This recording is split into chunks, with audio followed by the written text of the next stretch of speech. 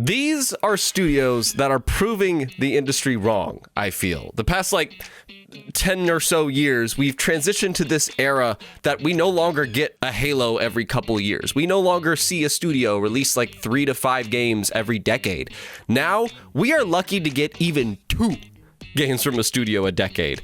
That's crazy to think. It had me thinking, who are studios that are still doing the dang thing, that are making a game every couple years, or at least producing a game from their studio every couple years? These are studios that are doing that without seemingly putting hundreds of millions of dollars into them or hundreds of staff. I mean, one of them sort of, but it's more so team sizes. We'll talk about that a little bit in this. And you, the people, have left me ideas as well. In fact, one idea that you guys left me is I'm going to say is honestly maybe in the top 2 or 3 of this list. But these are teams, by the way. I know there's publishers out there that have been doing the damn thing great. I think of Nintendo, I guess EPD.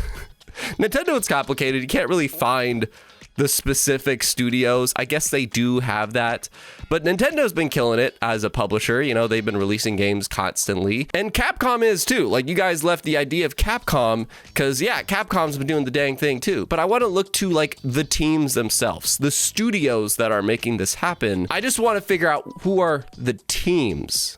I basically have 5 obvious ones and another handful of, let's call them potentials, I think they kind of do register. For instance, the potential side of things. Thunder Lotus. I would not be surprised if you have no idea who that name is, but this is an indie studio. This is an indie team.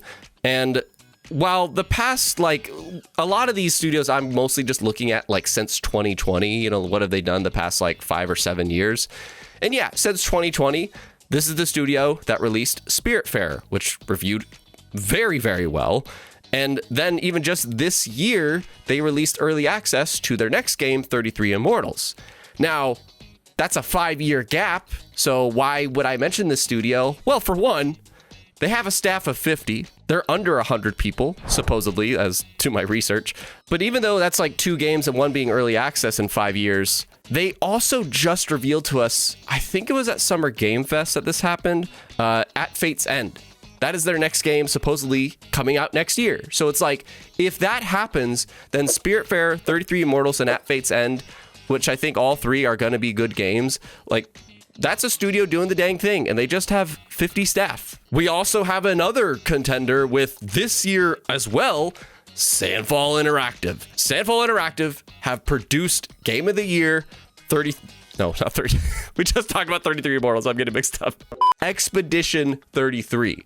And I'm telling you, man, I can't believe the quality, the amount of content, and just stuff that just the passion that is in this game. And this is a studio that is only ironically 33 around that. It's 30 or 35, somewhere around there.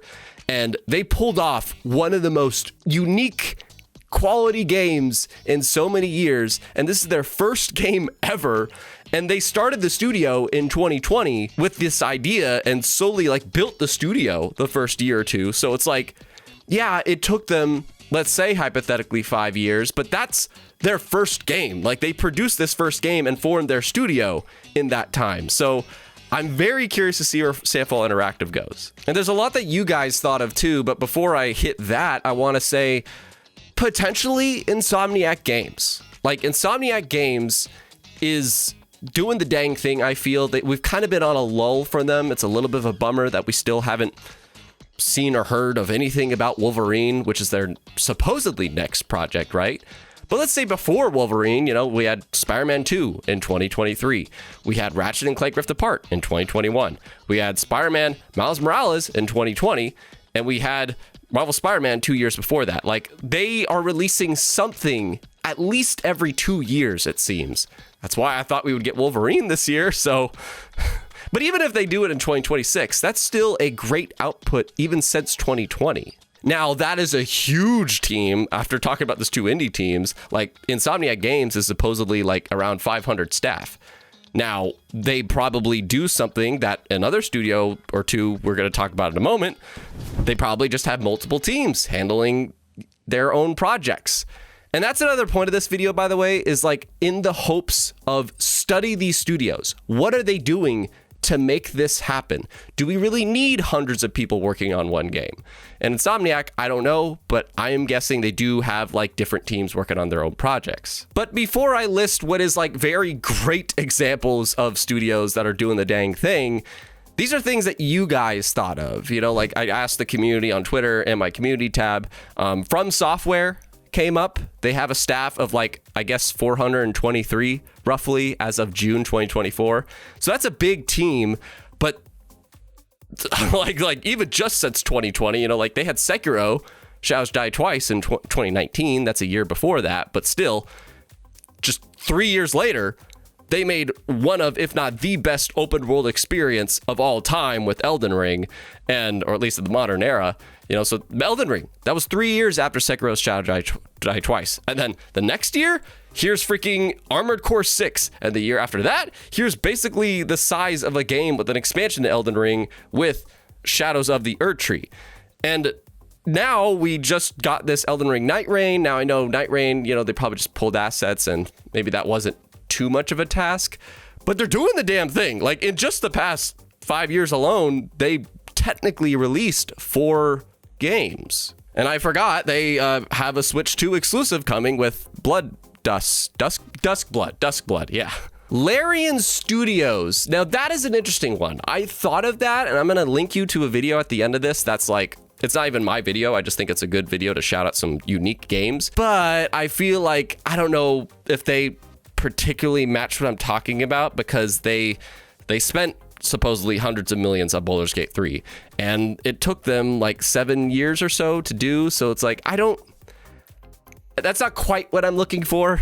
What I didn't think of though that somebody brought up is Monolith Soft, who are the people that do the Xenoblade games. And they have made a lot of Xenoblade games the past 5 years. I had Xenoblade 2 and the remasters of Xenoblade 1 and I think Chronicles or whatever. I can't even keep track. Xenoblade 3. Like, they've been doing a good job outputting Xenoblade games. So that's another studio that it's like, maybe it's reusing assets, and that's the thing to keep track of. And to do that, Double Fine was shouted out. And I didn't think of Double Fine, but when I look into their history, yeah, they did release a game or two before Psychonauts 2, I think around 2019. I think there was like a VR game or something for Psychonauts. And then Psychonauts 2 came out in 2021. And now they have their next game coming with Keeper.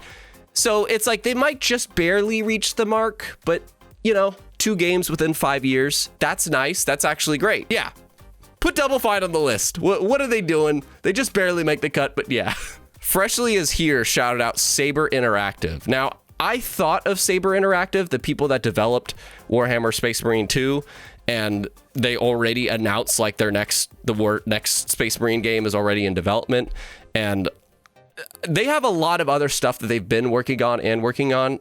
They're just a bit complicated because they're also a publisher at the same time. So I'm not sure, like, they're just kind of like Capcom and Nintendo, you know, like a publisher that has tons of studios that's making stuff. Like, they're doing great as a publisher, but that's just kind of hard to quantify. But hands down, the number one that you guys brought up that I think should be in like the top 3 of this list as we come back to the studios that I think are doing the dang thing, like absolutely, is Atlas.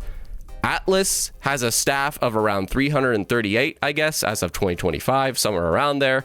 And man, just the past 5 years, I'm gonna read off some stuff, okay? Shin Megami Tensei 5 in 2021, Soul Hackers 2 in 2022, Persona 3, 4, and 5, basically Ultimate Editions, Persona 5 Tactica, a brand new game in 2023, Persona 3 Reload in 2024, Shin Megami Tensei 5 Vengeance in 2024 of just like DLC expansion, Metaphor ReFantazio last year as a Game of the Year contender, and we just learned the Xbox showcase, Persona 4 Revival. And I know there's like 2 different teams that worked on all those games, but still, like that's crazy how much Atlas is putting out like every freaking year, basically.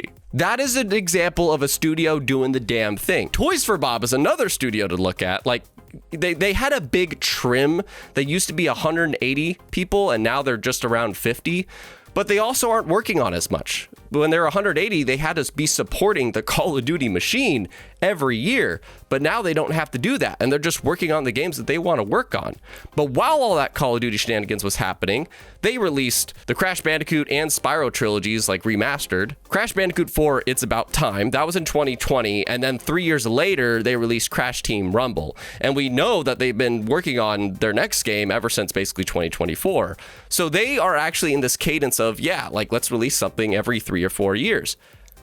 That's what we want. Team Asobi. Last year I did a video about Team Asobi and how they are like setting an example for the industry. Let's just have 65 people or just 60 people working on this game over the next 3 or 4 years. And they did, and they made a Game of the Year contender. 2024, they released Astrobot, and then 2020, you know, they had Astro's Playroom, and then before that was Rescue Mission. Like, all they did was small games kind of before this, but they released something pretty gosh darn frequently. But Astrobot just kind of sets an example of this is what our team can just do when 2-digit number of us are just focused on the mission together. And while this isn't the number one studio I thought of on this list, the first one I thought of is Obsidian Entertainment from Xbox. They are doing the damn thing with the staff around 300 as of 2025, 300 Spartans. Sparta! Because since 2019, they put out Outer Worlds, Grounded, Pentiment, Avowed, Outer Worlds 2 this year, Grounded 2. They have been putting out so much. Even just a 5-year time span, they released 5 games. That's wild. And I would imagine, you know, like Pentiment, you know, that was a team of just like, I think 10 to 20 people that just worked on that together. And that's the idea. What is Obsidian Entertainment doing to release games so frequently that are reviewing well? But hands down, the number one team on this list, in my opinion, and if you've been enjoying this, make sure you subscribe, because I like talking video games with you and I like to work out and watch anime. Do you watch anime? What have you been watching lately? The team to really study is probably Ryuga Gotoku. It's the Yakuza team. The team that makes the Yakuza games. They are turning out so much quality so swiftly. Freaking 2020, Yakuza Like a Dragon. 2021, Judgment Remastered, as well as a handful of other things I'm not going to read. 2023, Like a Dragon Ishin and Like a Dragon Gaiden, the man who erased his name, and Super Monkey Ball Banana Rumble. And we know they're working on a new Virtua Fighter game, and now titled Stranger Than Heaven. This is a studio that keeps just turning out quality somehow, and I don't know how they're doing it. They're reusing assets maybe, and I think that's the thing we have to learn. Between Astrobot and Sandfall Interactive's focus of just having this smaller team with a vision and a passion that aligns with each other, whether it's Obsidian Entertainment and Atlas having multiple teams doing their own thing and doing basically what those studios can only afford one team doing, they divide their teams to do that. And then we have, I'm just going to call them Gotoku, as a team that probably is doing the same thing. Like, these are teams that we could really learn from, that the industry can learn from, instead of having freaking Halo per se take 5+ years to make a game, or Beyond Good and Evil 2, whatever the hell is happening with that game. And there are, I'm sure, many I didn't shout out, and I like, that's what I want to open this up to. Like, what can the industry learn from these teams, or what's a team that you think is doing the dang thing that I didn't mention? Because we got to learn from this. We got to like call this out. We got to tell the industry to learn from these teams that are still producing games in cycles that don't take beyond 4 years. Let me know your thoughts. Be geek, be proud, be awesome.